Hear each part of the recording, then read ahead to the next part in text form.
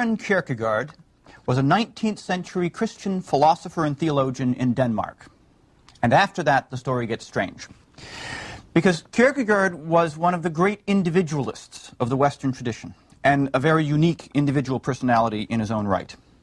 And he interpreted his own individuality in contrast to his social environment. In particular, he was living in a time in Europe that we call Victorianism, from the period of England with Victoria, but there was a kind of Danish Victorianism with all that sort of complacency and hidden anxiety in which Kierkegaard situated himself, in rebellion against the complacency of both philosophers and pastors, which we'll get to in a minute. He himself was a lonely man, a profoundly isolated man who also had deep feelings of attachment to the common people, and profoundly introspective, constantly probing his own individual existence. And that probing of individual existence becomes the source of what is later called existentialism. Because existence, that is, individual human existence, is one of Kierkegaard's favorite philosophical categories. The existence that I myself have to live, as opposed to the existence of a table or a chair or a book. The existence that Kierkegaard is concerned with is the existence that each one of us as individuals has to live as our own existence. And he is the first great analyst of that kind of existence, our own existence, the existence that an individual has to live. And that makes him the first existentialist, the founder of existentialism. So let's look again now at that setting, the Danish setting of, let's call it Danish Victorianism. Religiously, that means that Denmark has an established church, just like Victorian England, but instead of the Anglican Church, it's the Danish Lutheran Church, a state church in which you are born. When you're born Danish, unless you're some real outsider like a Jew, you are born Christian. You're born Lutheran. Your birth certificate is your baptismal certificate. In a way, then, for any respectable Danish person, you're born Christian. It's easy to be Christian, right? We're all born that way. We're Danish, so we're Christian, aren't we? Kierkegaard hated that notion, but that's the context in which he was operating. Likewise, there's the philosophical context, which in Denmark comes mostly from Germany. Denmark is sort of culturally an extension of Germany. The Danish language is very similar to German language. Kierkegaard could read German easily. And the dominant philosophy was the German philosophy of Hegel. Now, in Hegel, you've got this dialectic of history, right? You've got this story, philosophical story about the emergence of various forms of consciousness and thought over the course of history from intrinsic logic that causes these forms of consciousness and knowledge to develop. And Christianity, for instance, is one stage of human consciousness that unfolds according to this necessary logical dialectic of history. That's Hegel. Now, for Hegel, also, Christianity is the highest phase of religious consciousness, right? It's higher than Judaism, which is higher than paganism, which is higher than animism. There's a whole progress of religious consciousness, which culminates, of course, in Christianity. And then Hegel leaves off, and the Hegelian tradition splits into two. There's the left-wing Hegelians who think, all right, religion is a form of oppression, Christianity is the highest form of religion. Once we abolish Christianity, we get to real freedom. And Marx, Karl Marx, was a left-wing Hegelian who worked in that sort of context as a student of, or rather follower of Feuerbach, the great left-wing Hegelian. But the right-wing Hegelians, let's call them Victorian Hegelians, were dominant in Denmark. They thought, well, Christianity is the highest form of religion, therefore the highest form of, say, popular consciousness. But we philosophers, of course, go beyond that. We go further into a philosophical understanding of the secret philosophical meaning of Christianity. We go beyond all the picture thinking and the mythology. There's a kind of demythologizing program here, although the term wasn't invented yet. So that what Christianity thinks of in picture terms or mythological terms, the philosophers think of in philosophical concepts. And that notion of going beyond faith, beyond Christian faith to a philosophical understanding is another one of Kierkegaard's targets. He hates that notion. Because he thinks if we could only get to faith, we'd be in great shape. But instead, these philosophers want to go further all the time. But here again we have this cultural context where, in a sense, it's easy to be a Christian, right? There are these philosophers up there, they're lecturing, and they're lecturing about the whole history of human thought and showing that Christianity is the culmination of religious consciousness. Which shows you that, of course, it's true, at least at this historical stage in European life, and that's true enough for most listeners. So all you have to do is go to the lecture and listen to the philosopher prove the truth of Christianity. Makes it easy to be a Christian, doesn't it? Kierkegaard thinks that's ridiculous, and he's a great satirist of that kind of religiosity, the religiosity of people who listen to lectures and say, okay, the professor's proved it, I can believe it, it's Christianity. All right, I'm a Christian, right? I'm born in Denmark, I listened to the philosopher's lecture, that's all I need to do to be a Christian. Kierkegaard tried to make it hard to be a Christian, rather than easy. And thus, what he was trying to do is make faith possible by making it difficult. Because once Christian faith becomes so easy that, I'm Danish, therefore I'm Christian. I'm listening to a philosophy lecture, therefore I'm a Christian. Once faith becomes that easy, it becomes virtually impossible. Right? Real faith, a faith that clings to God in the depths. That's impossible for someone who sort of is a second-hand Christian in this way that was so easy to be in Victorian Denmark. So Kierkegaard's project can be called the project of making faith more difficult, and thereby making it possible. Because real faith, of course, is this difficult thing which requires all of yourself. Your whole existence is thrown into faith. Unlike the philosopher lecturing who sort of forgets his own existence while he explains the whole history of the universe. But a peculiar kind of absent-mindedness, the philosopher who explains the whole universe and leaves out his own existence. Kierkegaard wrote about a 500-page satire on that sort of peculiar absent-mindedness. He called it the concluding unscientific postscript. It's hard to get across the magnificent and cutting satire that Kierkegaard gets against these Hegelian philosophers. But the point is, in one way or another, that you're not going to get to faith by just believing in the kind of thing that philosophers or even pastors do for you, getting up and making these big, beautiful speeches which allow you to forget that faith is really a responsibility of your existence, not of theirs. And the objective truth, the sort of thing that a professor will prove in a lecture in the 19th century, is also not going to help you get to faith. Because that means, once again, it's the objective truth, so it has to be true, so I guess I'm a Christian. No, it doesn't work that way, right? What's needed is what Kierkegaard will call the inner movement of faith. The leap of faith, he will call it at some places. And that's where we get this notion of the leap of faith from. So, again, Kierkegaard is hostile to the notion of people trying to prove the truth of Christian faith. Not because he thinks that Christian faith is irrational, not because he thinks that it can't be proved.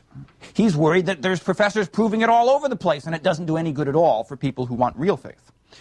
So Kierkegaard gets the reputation now, with contemporary philosophers who read Kierkegaard, of being what's called a fideist. That's a Latin phrase from the Latin word fides, meaning faith. So fideism is faithism. It's the label that many philosophers like to paste on a theologian who believes in faith rather than reason. Right? As if Kierkegaard was saying, it's all a matter of faith, let's forget about reason, let's jump into this leap of faith which is totally irrational. That, I think, is an unfair portrait of Kierkegaard. Right? He doesn't think that Christian faith is irrational. He just thinks that all this ratiocination and reasoning that goes on with all these professors and pastors doesn't help in getting to faith. And what's needed is this passionate inwardness of grasping the object of faith when reasons don't seem sufficient. Because if reasons do seem sufficient, then it's no longer a task for your own existence. Right? You just sort of listen to what the professor says.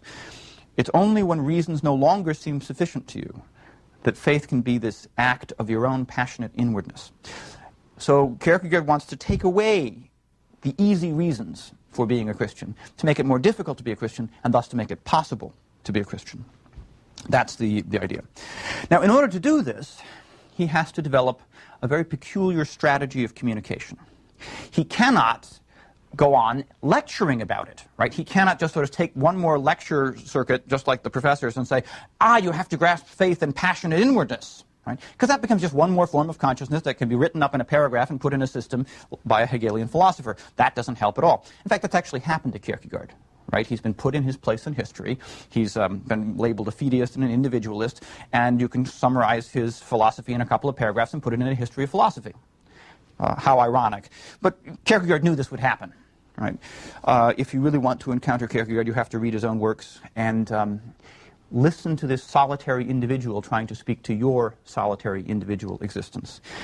And part of what Kierkegaard does in order to make this more possible, by making it more difficult, of course, is he develops a strategy of indirect communication, he calls it. He's not going to lecture. He's not going to preach, even. What he's going to do is write in pseudonyms. I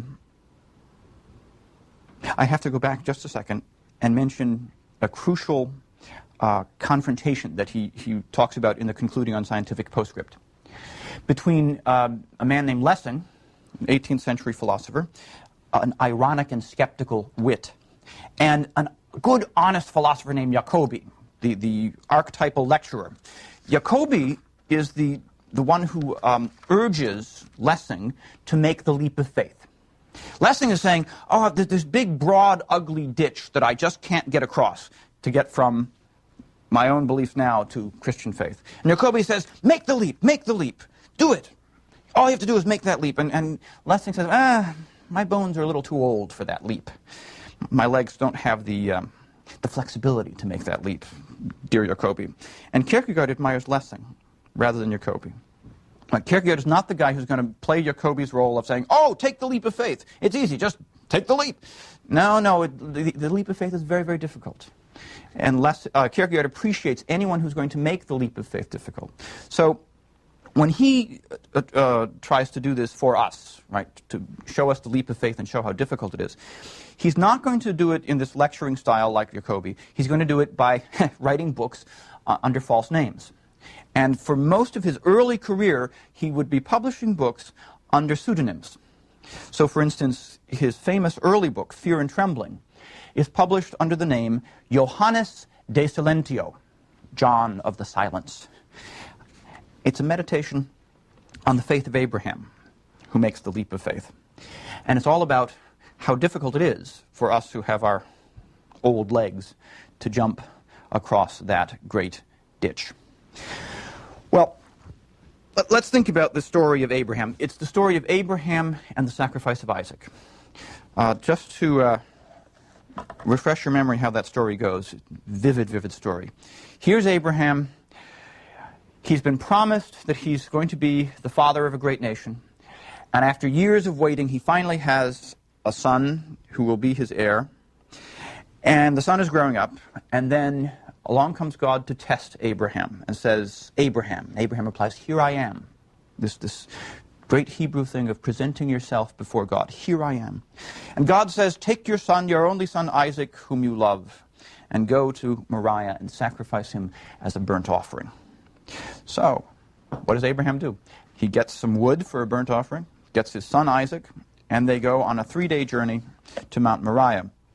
But he doesn't tell Isaac what's going on. This is a key point that Kierkegaard is very fascinated by. Abraham never seems to have told anyone about this divine command and about his obedience to it. Because as they're on the road, Isaac, Abraham's son, asks, well, where's the lamb for the burnt offering, Father? And Abraham says, God will provide a lamb, my son. And that's as much as Abraham ever tells about his faith. He doesn't lecture about it. He doesn't preach about it. He doesn't go on for a half-hour sermon about how important faith is. He just says, God will provide the lamb. That's as much as he can say about the inward movement of his own existence in faith. And of course, they get to Mount Moriah. He ties up his son, puts him on the wood. And the angel comes and says, Abraham, Abraham, here I am. Don't lay a hand on the boy. Don't do anything to him. Now I know that you fear God, because you've not withheld from me your son, your only beloved son. So Abraham gives up everything, right? Because by giving up Isaac, he's giving up everything. And he gets it all back.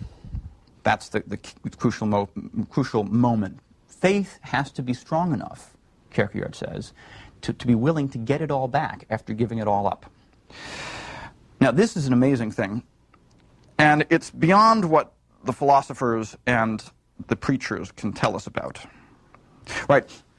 The Hegelian philosophers want to write up Abraham's faith, put it in a paragraph, and put it in a history of philosophy, and then go further.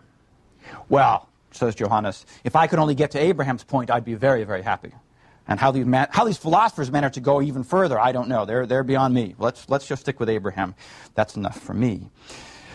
And the preachers who preach about him for half an hour so sentimentally and enthusiastically, as if it's such an easy and lovely thing to do what Abraham does and sacrifice everything, they don't know what they're talking about. And they leave out the fear and trembling, the title of the book. They leave out the dread, the Angst, the German and Danish word for anxiety or dread. They leave out all the passionate inwardness of Abraham's decision of faith. Of course, Abraham doesn't tell us about it. He's not a preacher or a philosopher, right? He can't tell us about it. All he can do is exist it, if you want to put it that way, right? His own existence is this obedience of faith. Johannes also says that he's disgusted by the attempt to speak inhumanly of this great deed, as though some thousands of years were such a great distance. Abraham existed, 3,000 years ago? Just a figure in history, a hero of faith, but we can't be like that because we're in modern Denmark. Johannes says, no, that's disgusting. There's no distance between us and Abraham that matters other than the greatness of his faith. Right? And that's something that we have to confront in our own existence. We can't escape it. And we can't go further. There's no going further. Reason that the philosophers love may want to go further, but it's good enough for me just to get to where Abraham is. How amazing. And what happens in Abraham? Well, there's two stages.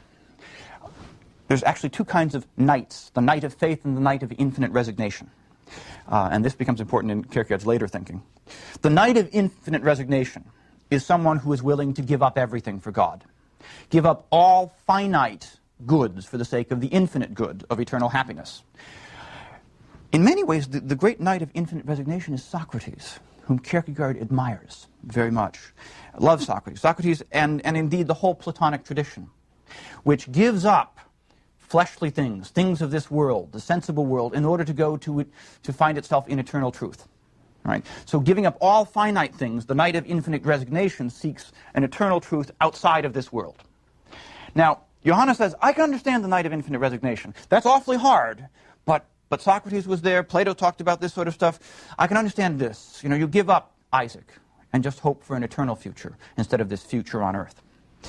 Or, as Kierkegaard himself did, you give up your fiancé because Kierkegaard thought that God had vetoed his engagement with this lovely young woman named Regina. But Kierkegaard himself felt like he couldn't marry her unless he opened up to her, and he couldn't open up to her, so he had to give her up. And he had to make it easy to break off the engagement. So he acted like a scoundrel so that she would find it easy to break up the engagement with him. That was his Isaac, whom he sacrificed. Right? And that's one of the hidden subtexts of this book. Kierkegaard himself had to play the role of knight of infinite resignation, and found it terribly difficult, and found himself amazed that Abraham could go beyond that point to become a knight of faith. That is, someone who expects it all back, gives up everything, gives up all the things of this world, and then expects that it will all come back to him. And above all, he gives up Isaac, because God says, give this finite good up for my sake, the infinite good. But Abraham expects him back. Kierkegaard is thinking of a comment on the story of Abraham and Isaac in the New Testament, in the book of Hebrews, where the faith of Abraham is praised. By faith, Abraham, when tested, offered Isaac as a sacrifice, says the New Testament. He who had received the promises was about to sacrifice his only begotten son, even though God had said to him, it's through Isaac that your offspring will be reckoned. But Abraham reasoned that God could raise the dead. And figuratively speaking, he did receive Isaac back from the dead. So the faith of Abraham is like the faith in resurrection. Right? It's specifically Christian. Remember, Socrates didn't actually believe in resurrection. He believed, you die and your soul goes to a kind of heaven. Good. You don't have resurrection. The finite person does not come back. The soul goes to infinity. Whereas Abraham expects this finite being back. He's going to give him up, he's going to sacrifice him, and he's going to get him back.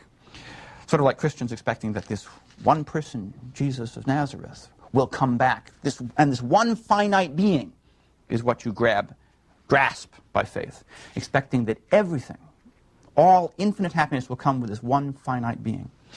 So Christian faith goes beyond infinite resignation, goes beyond this hope of going to a Platonic heaven where you leave finite goods behind and get to eternal truth.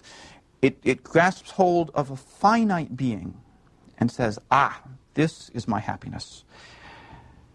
And the test for Abraham's faith, Kierkegaard thinks, or Johannes de Silentio thinks, is that he was able to receive Isaac back with joy. Right? Imagine you had given up everything. You'd gone through the incredible inward turmoil of resignation, of renunciation, giving up all hope for all things in this world and put all your hopes in heavenly glory. And then all of a sudden, boom, this earthly good comes back into your hands. Right? You're like someone who's given it all up to become a monk, to go into the monastery, and all of a sudden you get married and have children, and you're supposed to love them. Do you have the capacity for joy at that moment to receive the finite good back and say, yes, this is what I wanted all along, and I knew that this is what God intended? That's faith. It goes beyond infinite resignation. It goes beyond the kind of Platonic spirituality of the night of infinite resignation. And you can see now how this faith of Abraham becomes a model for Christian faith in Kierkegaard's notion.